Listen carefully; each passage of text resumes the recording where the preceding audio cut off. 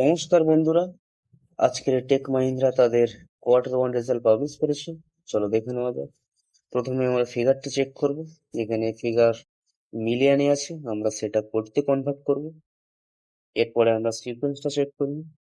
30 June 2025, 30 June 2026, okay, year on year. 31 March 2026, 30 June 2026, okay, quarter on quarter. এবার আমরা কোম্পানির রেভিনিউটা check করে নেবো। আগের বছরে ছিল 13,351 কোটি, সেটা এবছরে বের হয়েছে 15,711 কোটি। ঠিক আছে।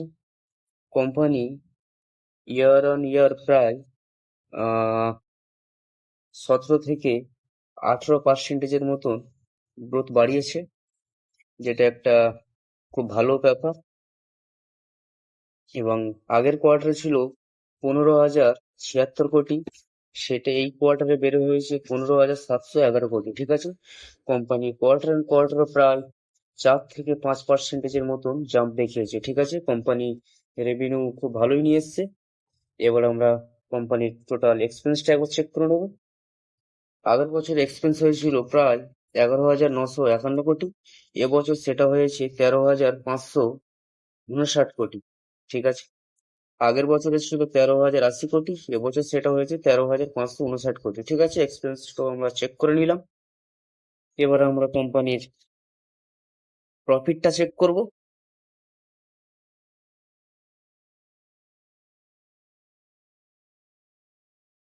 আগের বছরে ছিল 1128 কোটি, এবছর সেটা হয়েছে 1486 কোটি। ঠিক আছে। এখানে কোম্পানি ইয়ার অন ইয়ার প্রায় 31 থেকে 32% মতন জাম্প দেখিয়েছে। আগের কোয়ার্টারে ছিল 1356 কোটি, এবার সেটা হয়েছে 1486 কোটি। ঠিক আছে।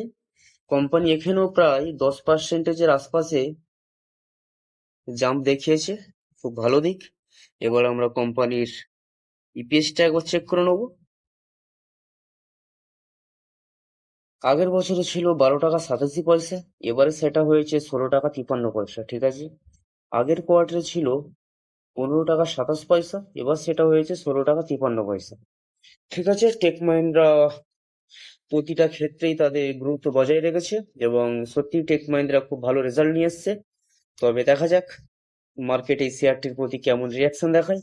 যদি ভিডিওটি ভালো লাগে তাহলে অবশ্যই লাইক করুন এবং আরো আপডেট পেতে আমাদের সাথে থাকুন। ধন্যবাদ।